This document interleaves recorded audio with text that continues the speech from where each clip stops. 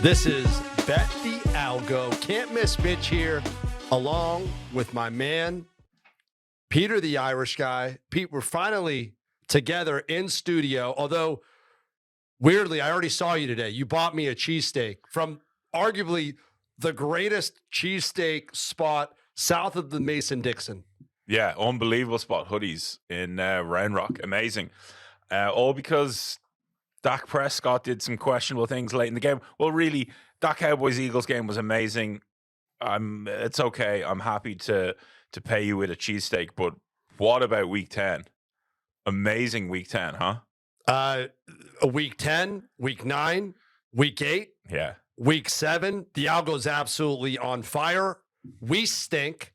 You are really bad. Yeah, You've turned into the fade god, really. Yeah, it's pretty hilarious. Listen, over the last 4 weeks, there's been two ways to win money: bet the algo or fade me. Yeah. Either one has been very, very successful. To give you a few highlights of last week, though, 9-5, the third straight 9-win weekend. Pretty amazing. A couple of things that the algo nailed. The Green Bay total, it nailed it. It got the Seattle and the Raiders margin of victory on the nose. Pretty impressive.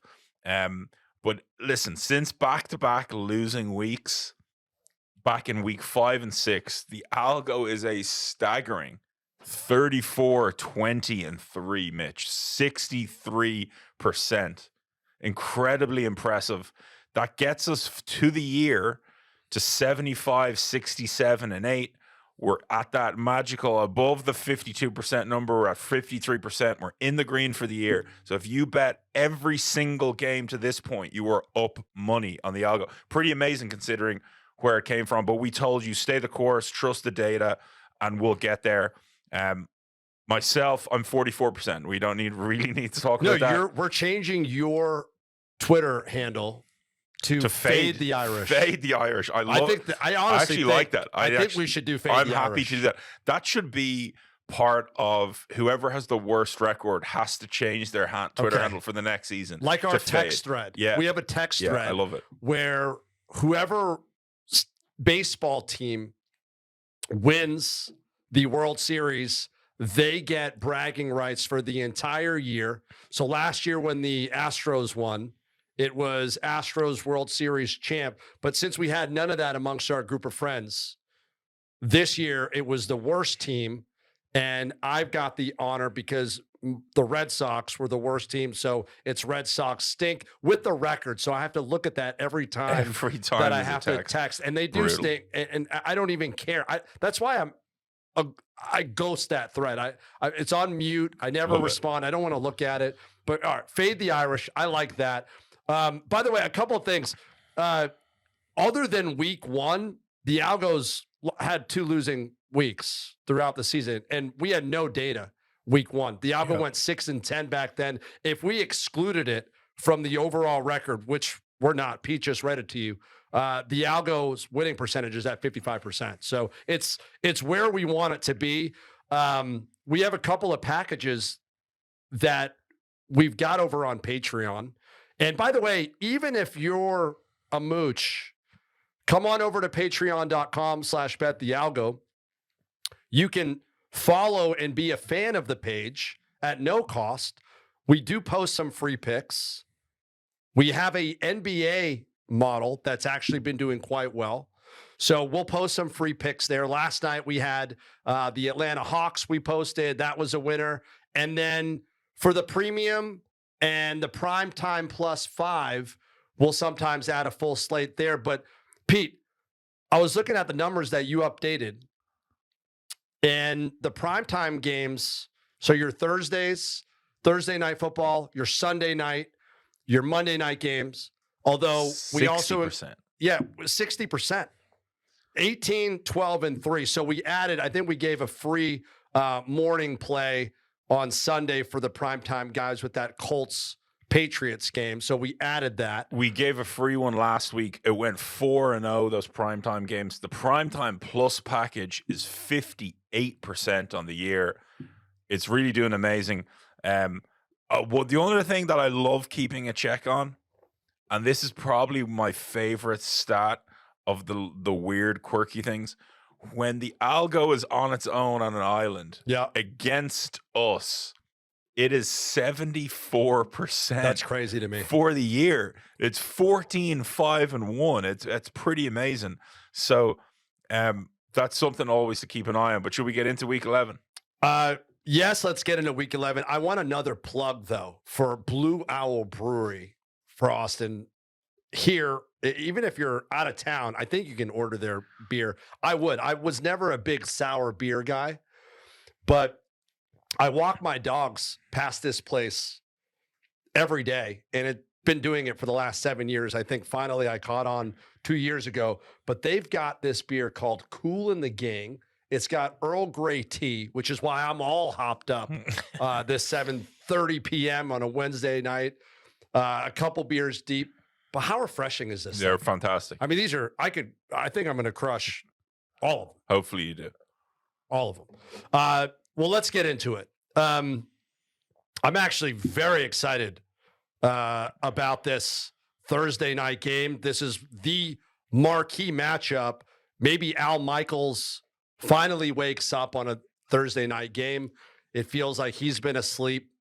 No fault to his, really. Amazon's schedule is bootleg. Well, they last week, yes, certainly. There's been a couple of decent Thursday night games, though. Last week was awful. At least it was close. It was a 16-13 game.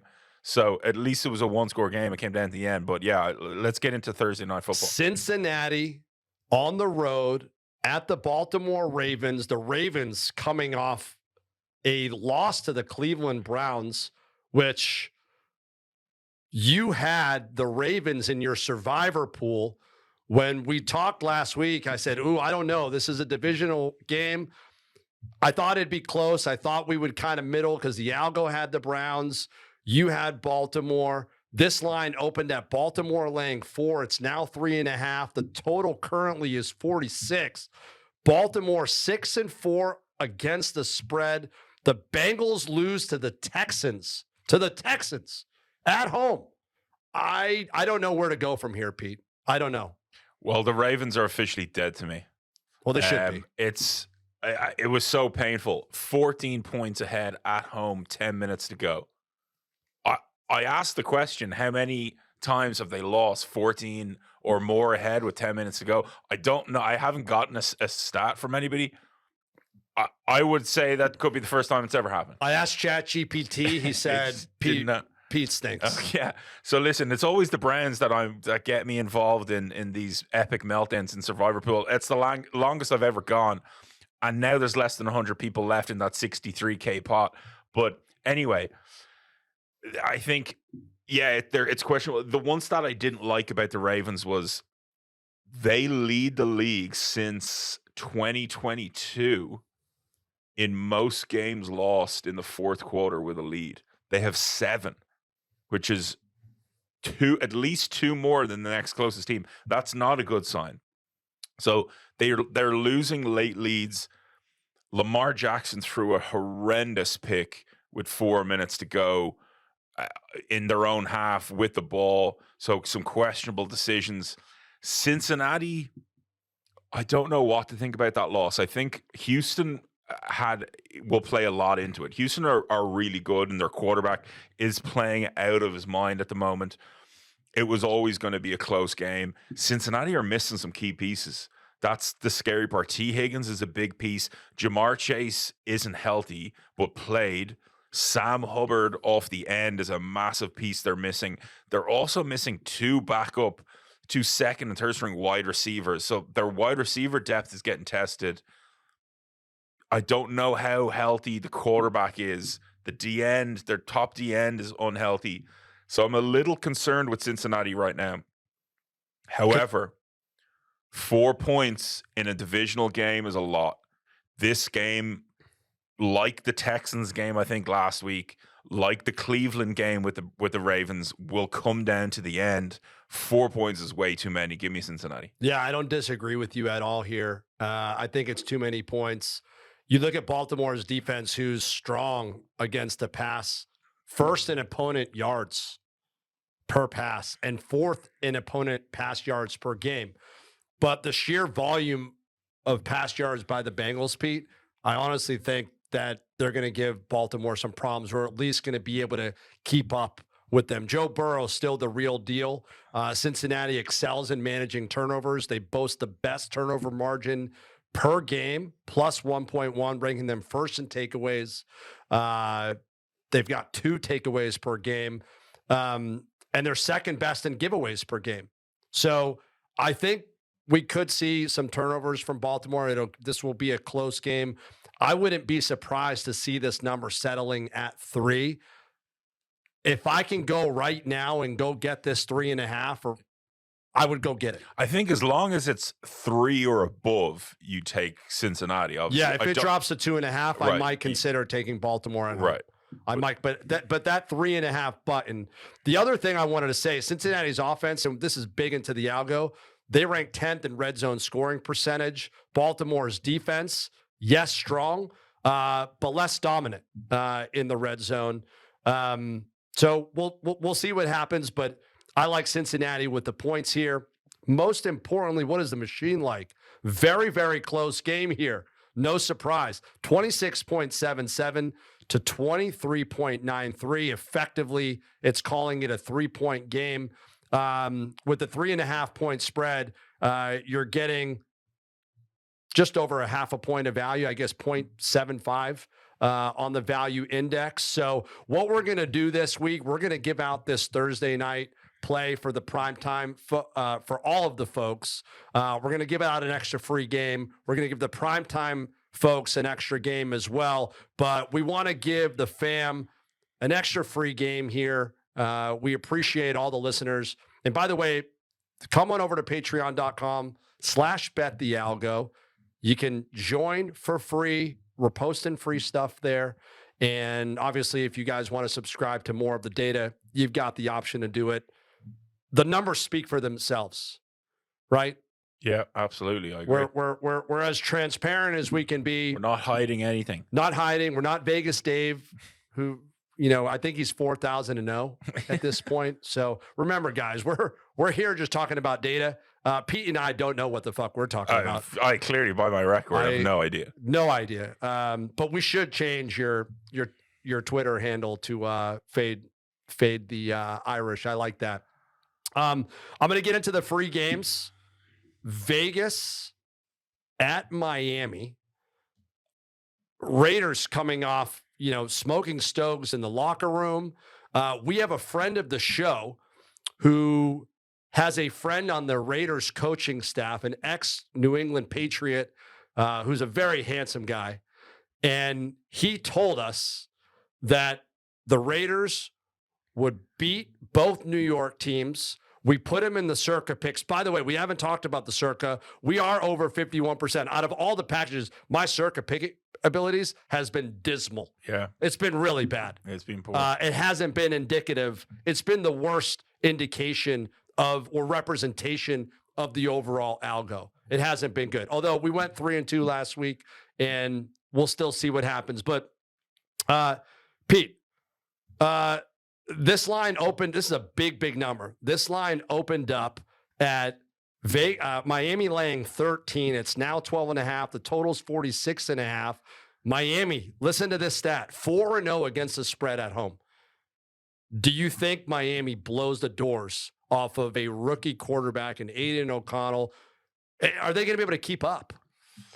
Everything would say yes to that. Everything about me thinks that Miami at home have destroyed teams. They put up points at will. They seem to score 30 plus every time at home. On the other side, the Raiders do not travel well. We know they're a different team at home. They fired the coach, which made all the difference. However, probably a bigger piece of it was they got to play 2 shitty New York teams. Oh, man, back they to back, stink. right? New Jersey teams. 2 really. shitty New Jersey teams back to back. That'll make anyone start smoking stogies and feeling good about themselves. So this game to me screams Miami by a bajillion The Raiders don't travel well. You've got a guy named fucking O'Connell or whatever the hell his name is, a QB. He ain't Tua. But I'm going to go with the good vibes and the stogies. I'm going to say the Raiders make this competitive. Maybe there's some good things they can do on defense. They can get to the quarterback possibly. That kid off the end, the ginger guy who you see for the Raiders, I can't remember his name. Yeah, Crosby. Maybe he can do some things, get a turnover or two. Maybe this is the game where Tua gets hurt. I think it could be coming. And Crosby? And I was just about to say, I thought he was pretty soft, and he's done an excellent job. And I'm happy. I don't ever want to see anybody get hurt. No, absolutely. But, we know he's vulnerable. Listen, either way, it's a lot of points. I think the Raiders can keep the good vibes going. Give me the Raiders. Raiders, to your point, their defense ranks 22nd in takeaways per game. Their offense ranks 27th in giveaways per game. But Miami's defense, they rank 23rd in takeaways. So there's a chance that they really can't capitalize off of turnovers. To your point, though, Vegas's D could potentially keep them in the game. One thing that they do very well, this is a top 10 ranked team against the pass game. They're going to need every bit of that. Miami obviously ranked first, so they've got their hands full. There's no question about that. The other component, and this all comes down to Vegas's defense. Their defense ranks 11th in NFL opponent points per play, allowing 0.319 points per play. So they're pretty efficient on defense. That could keep them in the game. If this game gets out of control early, it's over. Yeah. So they're going to have to play a very similar game to how Denver played Buffalo on Monday night. I love it. Keep the ball, run the ball. Run the ball. Antonio Pierce, one of the first things he said is, "We're a running team. We're going to pound the rock." So that's right. That's what they have to do. Do what Michigan did. Yeah. Just run the ball. Don't throw the 30-something forward. Times. Exactly. Randy doesn't like to hear about Michigan, but it's okay. He's a Chicago guy, Purdue guy. In fact, not a good football team, but phenomenal basketball team. Randy, thank you. We're here in the Washed Out Media Studio, so thank you for letting us hang out, talk some football, talk bet the algo. So I've got to take the Raiders here. I think it's too many points, Pete. The algorithm, this is the second lowest on the value index. The algo has Miami winning 28.39 to 15.97, 28-16. It feels so Golly. right. That feels like that's a nailed on prediction. 2 games, 2 full consensus picks. It never happens. So that makes me feel really good about this week. How have we done on consensus picks? I'm really curious. But while I'm teeing this up, Pete, will you look at the stats and just tell us? 19 and 14 and 3, 58% That's on the pretty year. good. Really good. That's fantastic. Yeah. Okay. I don't mind that. All right. This next game, guys, we actually, when we're giving out the free picks, we give out the free picks that coincide with the algo. Number one. The other ones are ones that I actually think have a great chance of winning. New York Giants at the Commanders. Huge spread. This is a really big number here. 9.5. 9.5. It opened at 10. Very low total. 36.5. The Commanders have looked pretty damn good. Pretty damn good. The Giants, I don't know if they would win a game in the SEC. Yeah, listen. I mean, you're kind of right, but I don't know. Can we really blame them? Like, they're playing a guy named Tommy DeVito at quarterback, their third string guy. When you get down to your third string guy playing all the games, no good things are ever going to happen in the NFL. So we know that Daniel Jones playing well was the only way that the Giants were relevant. Without that, let alone the second string going down, they're going to struggle. Last week, I called a shutout. We were close to it. 49-17. They got 17 points in kind of garbage time in that game against Dallas. So that line, that spread tells you everything you need to know. Like, it's a low total, and yet it's 9.5. That means Vegas really have no confidence in the Giants scoring at all against this Washington team. I don't know. I think at the end of the day, yeah, they're awful. Maybe Georgia would beat them, or it'd be close. They're still a team of NFL players. I feel like this is a perfect time or example where everyone on Monday morning wakes up and goes, oh, crap, they're still an NFL football team. That's right. And they managed to keep it close, and they've got an NFL defense who aren't really all that hurt and have played multiple good games this year. At Buffalo Bills was one that I remember. They had a couple of good weeks of defense in a row. So Brian Daboll's getting a lot of abuse at the moment, but which he should be, but he's also on his third string quarterback. Yeah, so listen, he was also coach of the year last year as well. So let's not forget about that.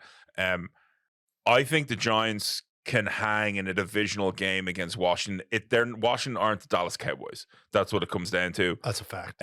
So I'm going to take the New York Giants here. Don't forget, the Giants already beat Washington 14-7 just a few weeks ago. Ooh, October 22nd. Scoreline. And their defense showed up. So I think this is, to me, a divisional game. The Giants could get a good rushing game. They rank 7th in rush play percentage, 9th in rushes per game. And Washington's defense, this kind of bodes well for the Giants because they rank 25th in opposing yards per rush and 21st in opposing rush yards per game. So kind of a similar strategy with stinky teams that have a decent running back, right? We talked about Josh Jacobs and the Raiders. We talked about the Denver Broncos last week against the Bills. Williams is they've got a great rushing game. This is a similar story in Saquon. So I think if they can stick, they have to. There's really nothing else. The problem with the Giants rushing game is no good. And they have no passing game. Yeah. So the defense knows what you're going to do. Right. But despite the Giants' struggles in the passing game, Washington's pass defense, listen to this stat, Pete, 28th in opponent yards per pass.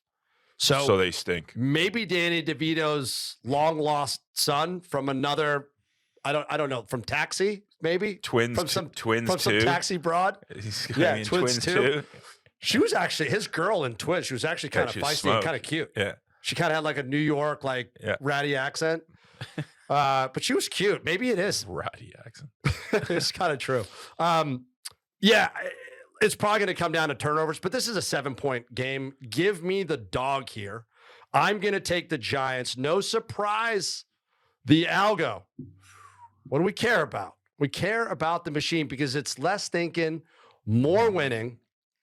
The algorithm has this is pretty wild, actually. I'm blown away. 24.5 to 16.39. I think that's a I don't think it's going to be that much.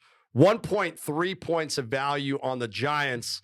It's got Washington winning. So, even with that 24-16 game, you're still getting some value. And I don't see it there. I don't think it's going to happen. What's next? Pittsburgh and Cleveland. We do have Pittsburgh and Cleveland. Is that our? That's the other free. Yep. Is that our other free game? Yep. That's a pretty good game. That's awesome. We've got a lot to talk about on Cleveland here. We really do. By the way, I'm kind of shocked when I look at this number because it opened at 4. It's now at 1.5.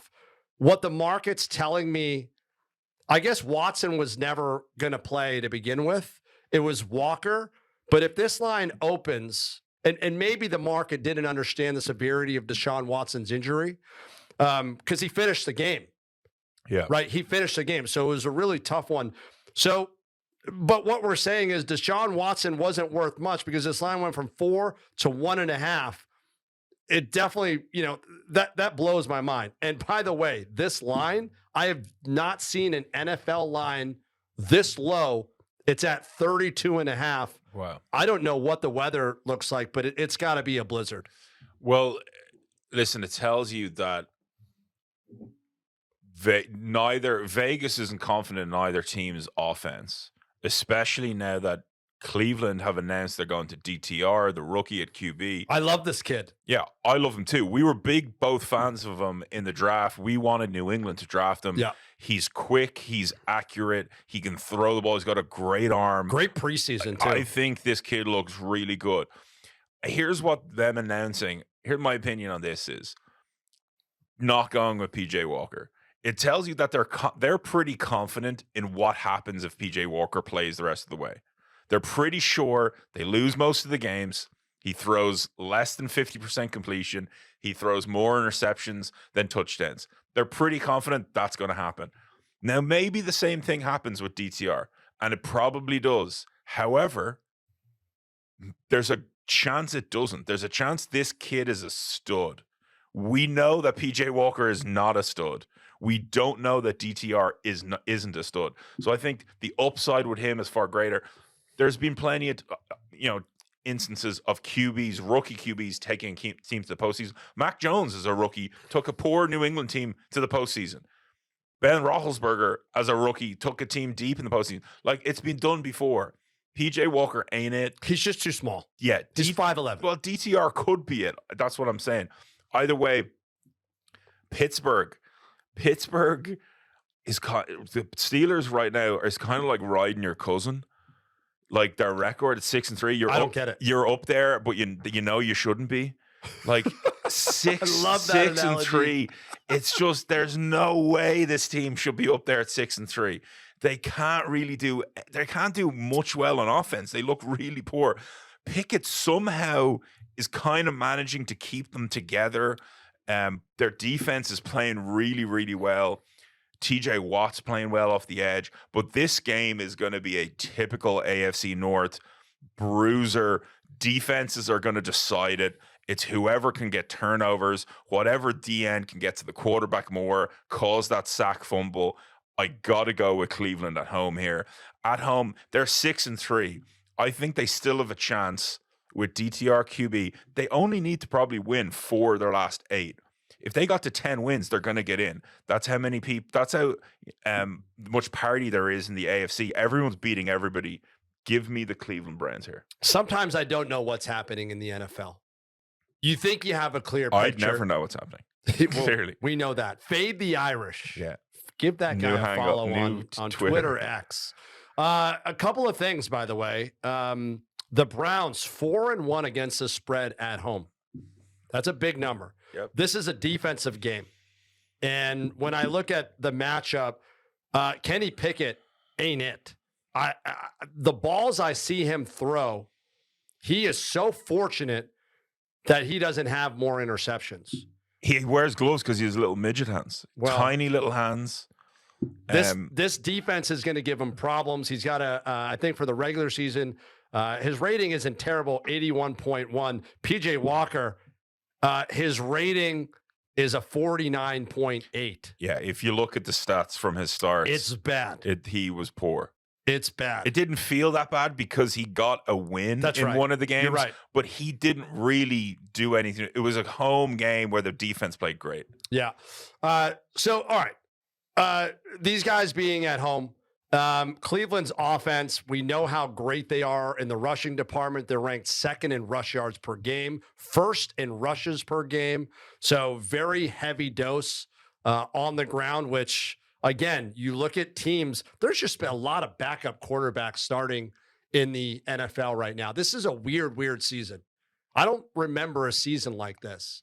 Yeah. And can you blame the NFL trying to do everything they can to protect the QBs? Not really, because you get a season like this where there ain't many QBs, elite QBs playing.